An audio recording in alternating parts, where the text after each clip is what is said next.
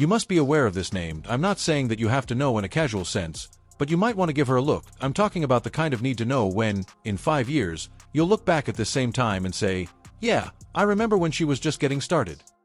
Born in Manila, 20-year-old Alex Eala trained like a warrior. She is currently slowly, methodically, and nearly unstoppably emerging as one of the most captivating characters in professional tennis. Not only in tennis for women. Not only in Asian tennis, throughout it all. This is the twist that adds so much intrigue to the entire narrative. She has failed to win a WTA championship and the world rankings. She is not in the top 20. She's still improving by the conventional measures of success in this sport. Sponsors are still circling. Across continents, she is being followed by crowds and time zones that don't care about their sleep cycle. Fans in Manila are staying up beyond midnight to watch her perform. There's something going on around Alex that goes far than outcomes. Something that is unquestionably real but doesn't appear on a scoreboard. And we're here today because of that something. Let me transport you back to 2025, when women's tennis was booming. WTA Tour through the clay. Seasoned like a relentless machine, Sabalenka won big, and Coco Gauff continued to rise and solidify her status as a true star. Players who have been well known for some time won 3 of the 4 Grand Slams this year. They dominated the discourse, and with good reason. These are superb athletes at the top of their game, and the level of tennis they were playing was truly amazing. However, a more subdued narrative was developing somewhere throughout that same year, in between all the performances that made headlines and the medal ceremonies. First, it wasn't too loud. Entered covertly by the side door. Young Filipina who was still learning the tour and figuring out where she fit in among the world's top players began doing something that no one had anticipated. She began to attract large crowds, actual crowds that are fervent, waving flags, chanting, and crying. And the instant that everything changed, the instant Alex moved from being a bright talent to becoming the talk of the world at the Miami Open. Imagine the situation. She enters Miami as the underdog, the youthful aspirant, the athlete who is being observed with cautious optimism but not yet ardent conviction. After that, she simply begins to succeed. She competes with a level of boldness that stops people in their tracks, match after match. Her left-handed forehand is producing a devastating topspin that keeps opponents guessing and pulls them wide. She seems to be thinking 2 shots ahead while her body is still performing the current one, as evidenced by the fluidity of her movement. The throng are observing. Every victory attracts more people. More cameras are drawn to every post-match moment. Then it took place. She defeated the world's best player, Swiatek. She defeated her to advance to the Miami semifinals. The world of tennis simply came to a halt. Everyone appeared to pause and move together for a brief minute. Alright, who is this girl?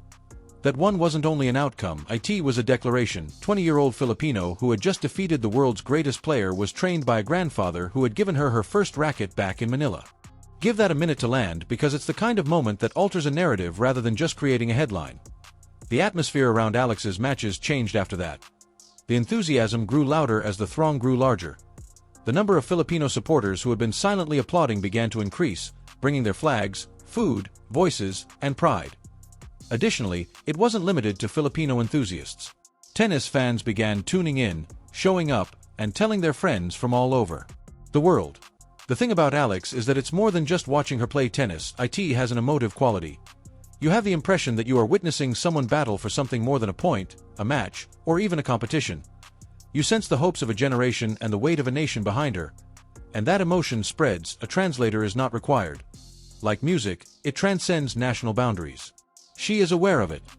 When questioned about the fans who had traveled to attend a recent performance at Indian Wells, she didn't respond with a prepared, generic athlete response.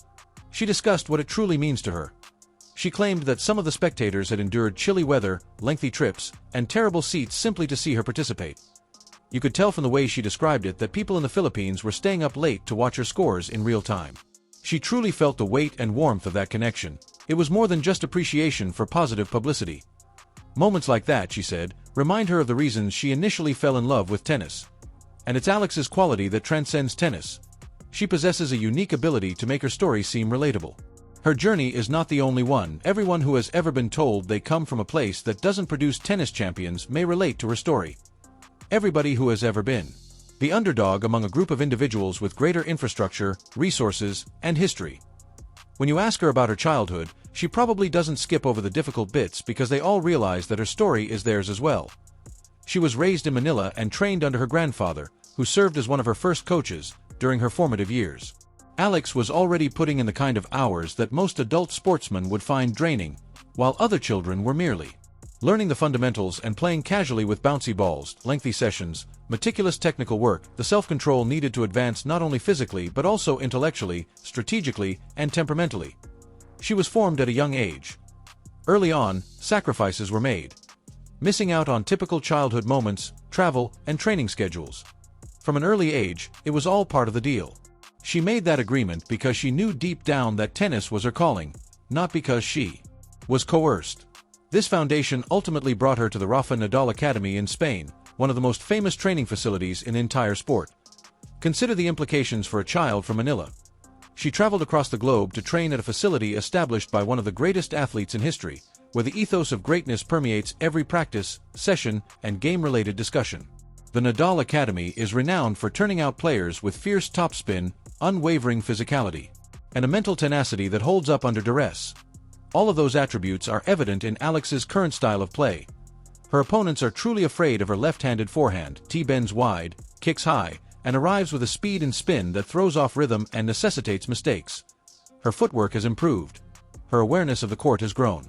She now knows how to create points as well as how to win them, how to increase pressure during a rally until something gives.